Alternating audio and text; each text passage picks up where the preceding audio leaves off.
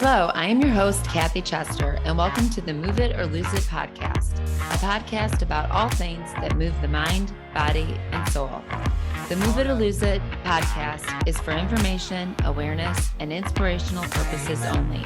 I am not a doctor, and I don't even play one on TV, so please consult your doctor before making any medical decisions. The views expressed by advertisers, guests, or contributors are their opinions and not necessarily the views of the Move It or Lose It podcast.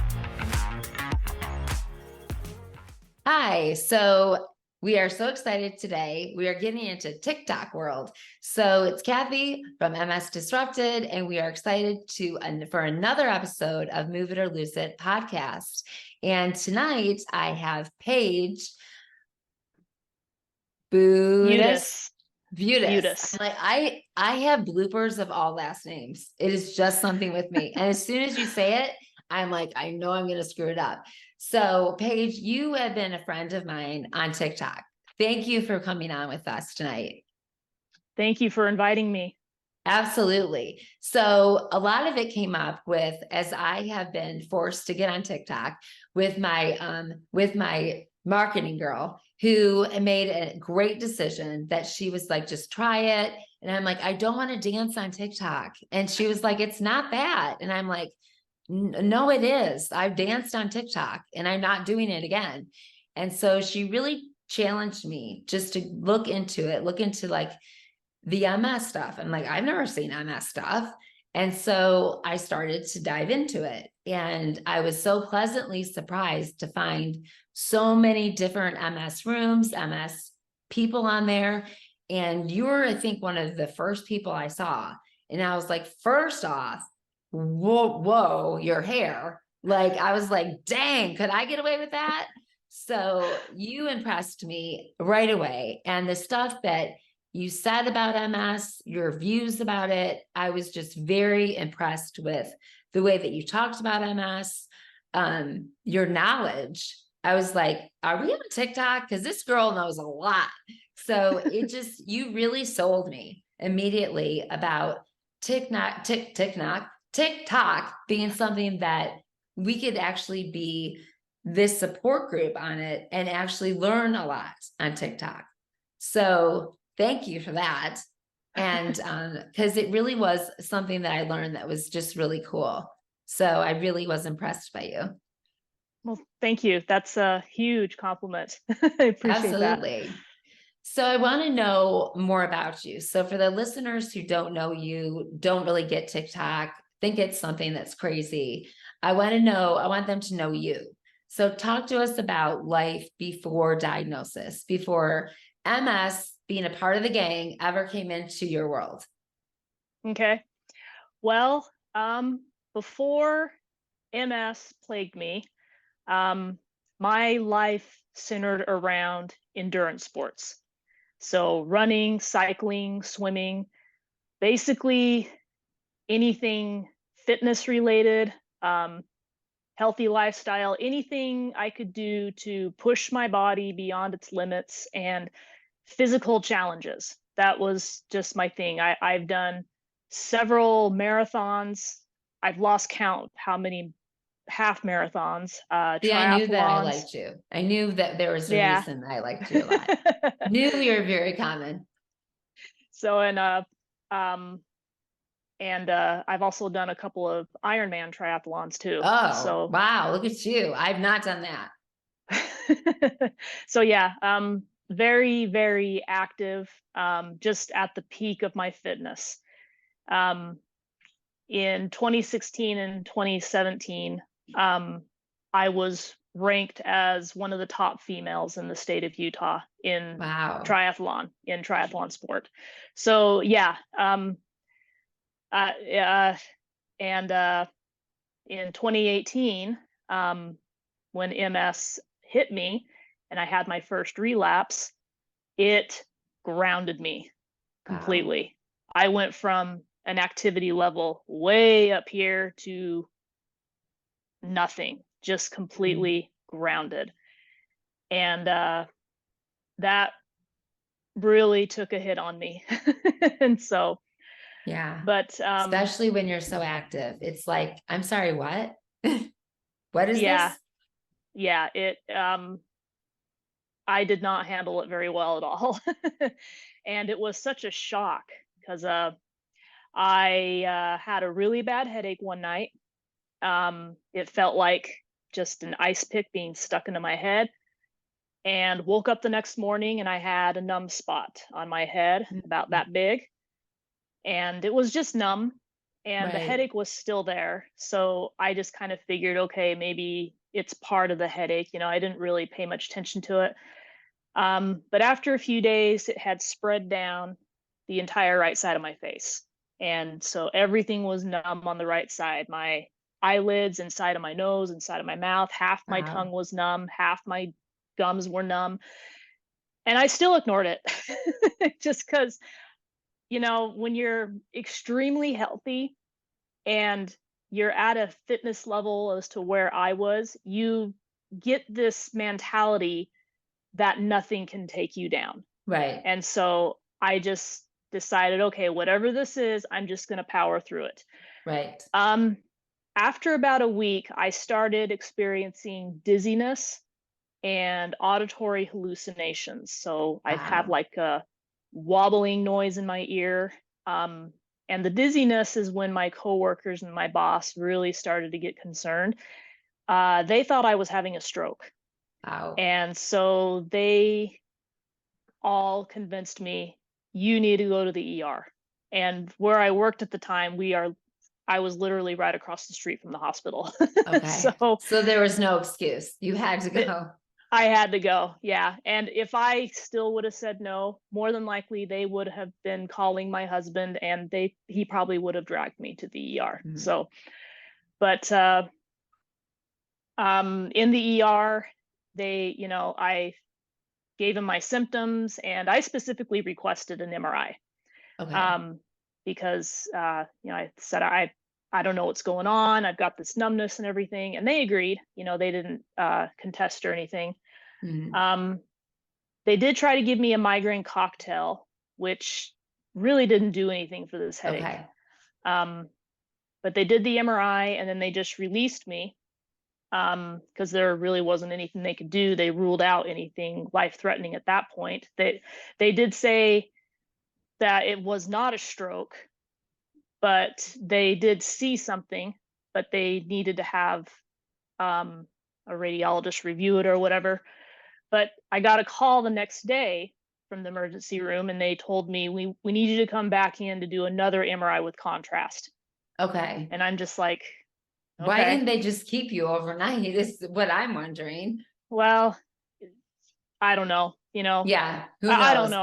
But Who knows? But anyway, so I went back in, did the other Mhm. MRI, and I later read the report, and it specifically said cannot rule out a demyelinating disease such as multiple sclerosis. And I was shocked.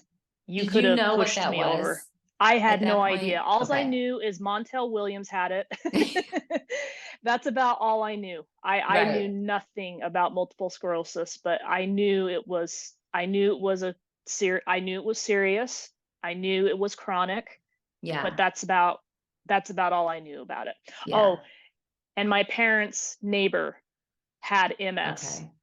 and Okay. she was in a wheelchair. So, Yeah.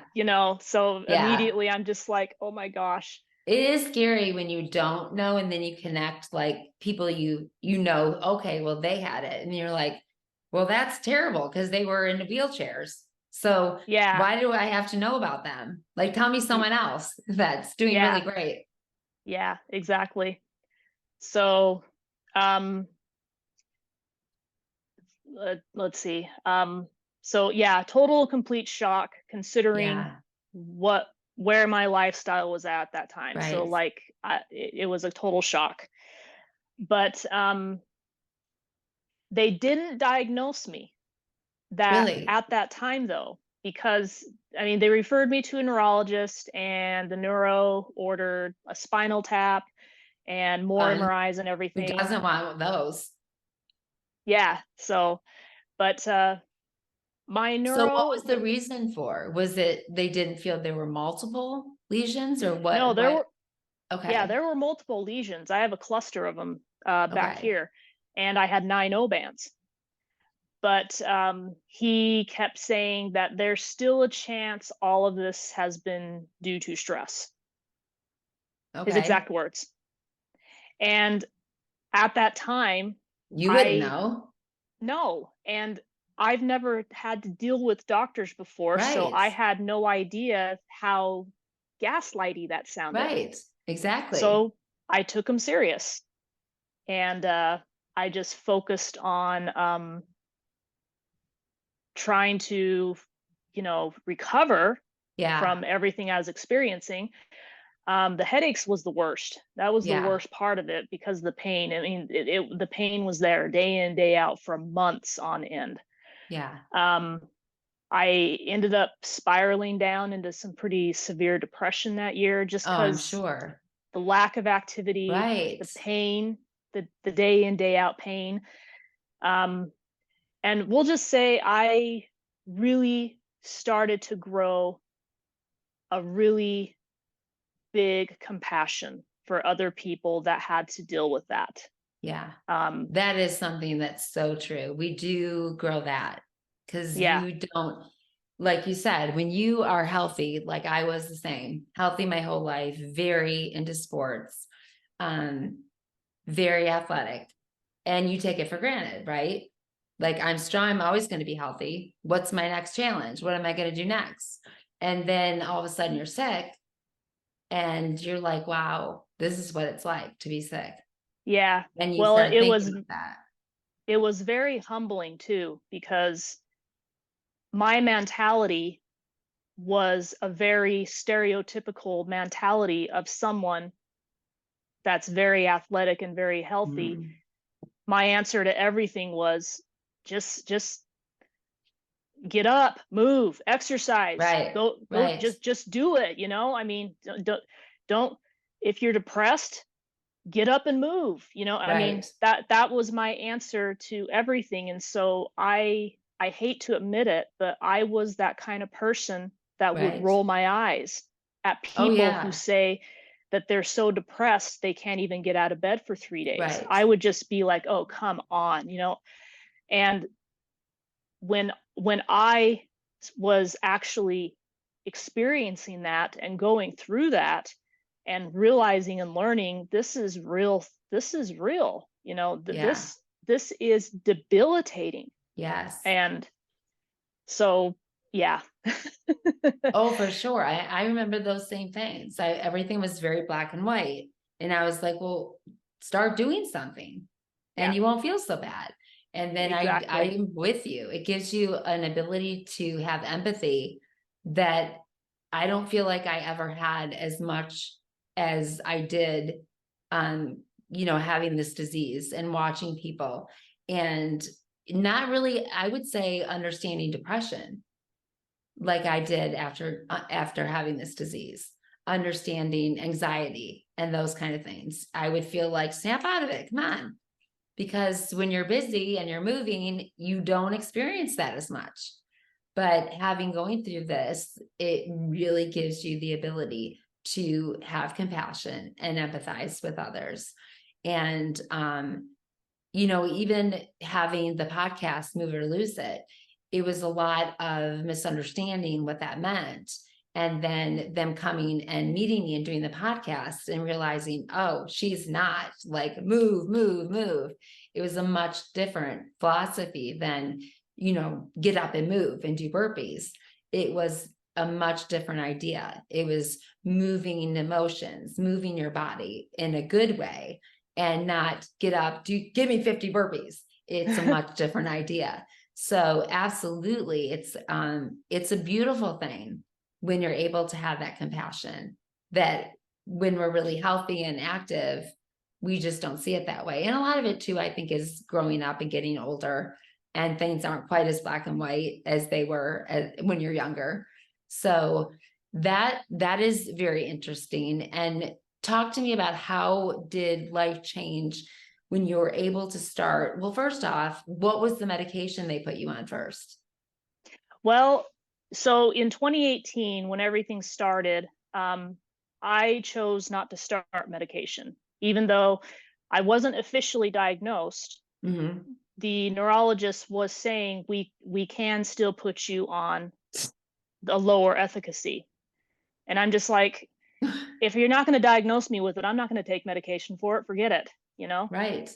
So, but so 4 years later, in 2022, last year, I had 2 relapses within 4 Okay. months. Man. And it was after that second relapse last year when I finally decided, okay, I'll start medication. Because my my first relapse I had last year, I still did not want to start medication because I figure, I'm healthy, I'm strong, I eat clean. If I have a relapse every couple of years, that's like this, I'll be fine. And then 4 months later, I had another relapse, made my leg go numb, and that one really scared me. Yeah. That one scared me as much as my first relapse Yeah. did. And that basically made me wise up and realize I better go on medication. Yeah. But I still went with the Copaxone, Okay. so the self-injection, just simply because my choice was I wanted to aid on the side of caution. Yeah. Copaxone has a ton of data on it. It's been around the longest. It may not be the strongest, Right. but it has the most amount of data and the least amount of side effects. And And it's so, your choice. and that was my choice. Yeah. Right. I don't I don't push that on anybody.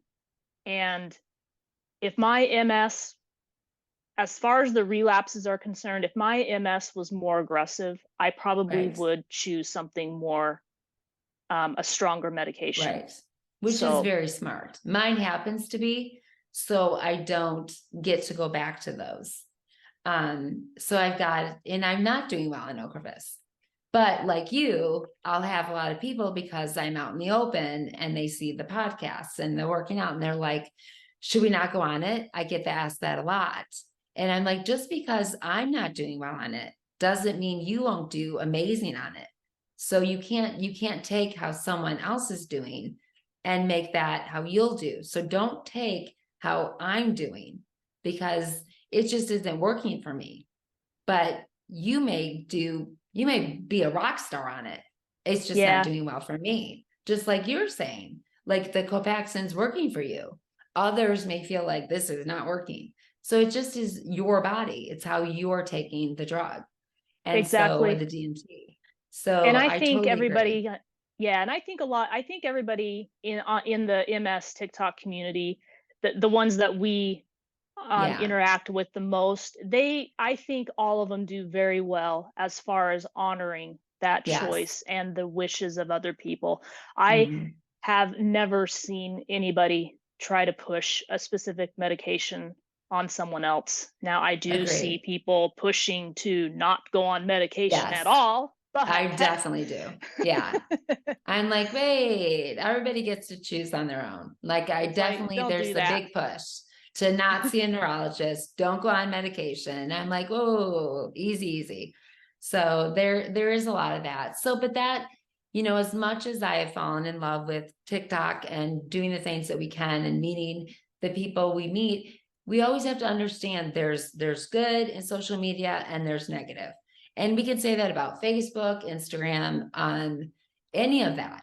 And so you've got to take the good and know that there's safe spots. But what I appreciate is when I go live, I always have someone that's looking out for me so that because this is newer to me. Um, if there's people stalking or doing crazy things, I always have someone that's there to let me know that don't add that person on. Because I don't know. I'm like, okay, we'll add that person. And, I'll have someone looking out and say no. And so I appreciate that because, it is a bit, and I want to make sure that when I'm talking about important topics with MS, that someone doesn't come on that's just, gone a little bit bonkers and they don't even have the disease. So it is something that I think is really important. And I love when you talk about MS, when you come on, because I think it's always really valid, and you're talking about either a situation that happened to you with your doctor, or just something that's very valid and very informative for people with MS. Especially, I love things that you do with a lot of newly diagnosed. And I think that's so important, that a lot of the things that I hear are so good. And I will turn a lot of people over to that, because a lot of what I do, I happens to be with newly diagnosed. And they're like, I don't even understand what I have, like we were. And I don't know where to go. I don't know who to talk to. I don't know if there's even any person that would even understand what I have. And I'm like, oh, girlfriend, a lot. So I think it's just so important. So how long was it after Copaxone? And I know there was time in between, but when were you able to start exercising again? Okay, so my first relapse in 2018, it took me a good 9 months to a year to Wow. recover from that. After about, I'd say 6 months or so, I did try to start running again, but it was more of a walk, I because got you, girl.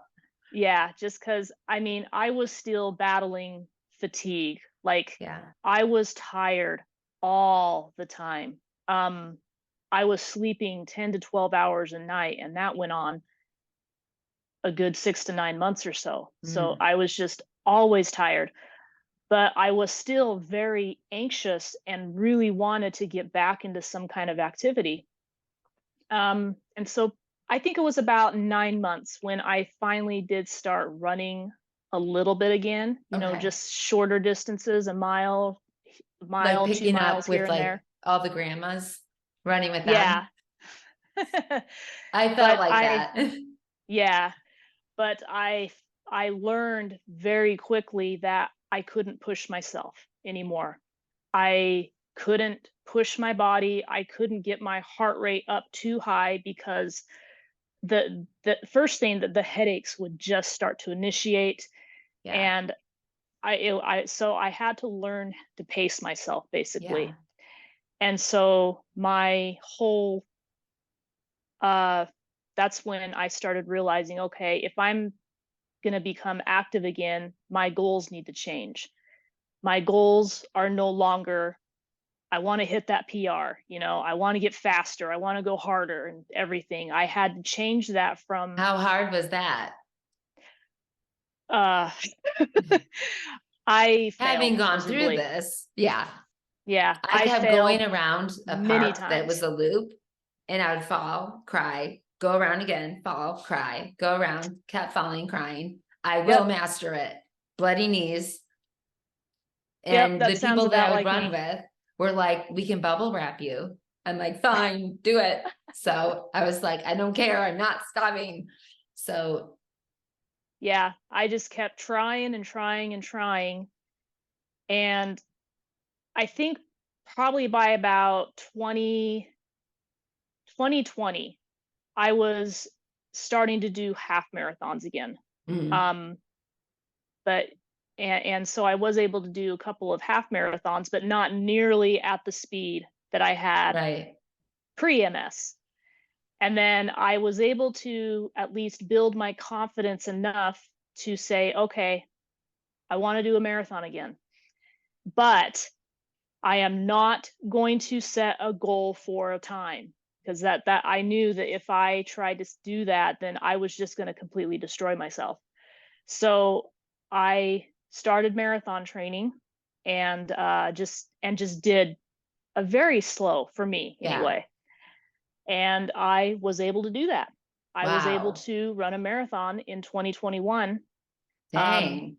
and I did it with my brother, which was awesome. Oh, So, wow. I'm but going to call both of my brother us, and tell him what a jerk he is. but it was just great because neither That's one of so us had a neat. goal.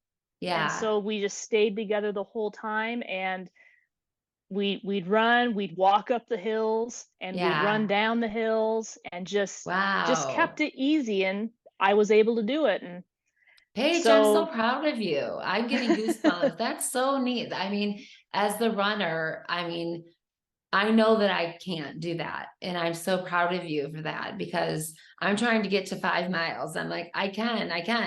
And it's hard, to lose that. I know that I can't do a half. And it's my heart's desire to do one more half. And because I fell so many times on the last half I did in 2017. And I just I want one more half. And so because the one I did was here, and I wanted to do it in Toronto or somewhere outside if you're in California, something I've never done before outside. So I'm just one more. So it's my goal, but that's so awesome. I'm so excited you got to do that. That must have been exhilarating for you. It definitely was. And it made me believe that I could really accomplish anything. And now, granted, by this time, I had convinced myself that MS was just a fluke. I had only had that one relapse.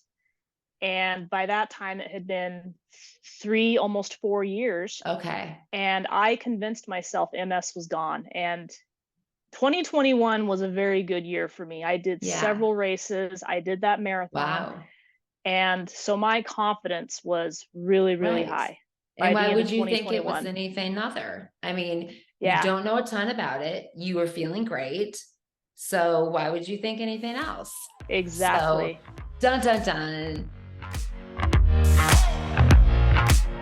Well, thank you so much for joining us today on Move It or Lose It podcast, where you can again find us every Tuesday, and also wherever you like your podcast, whether it's Apple, Spotify, Stitcher.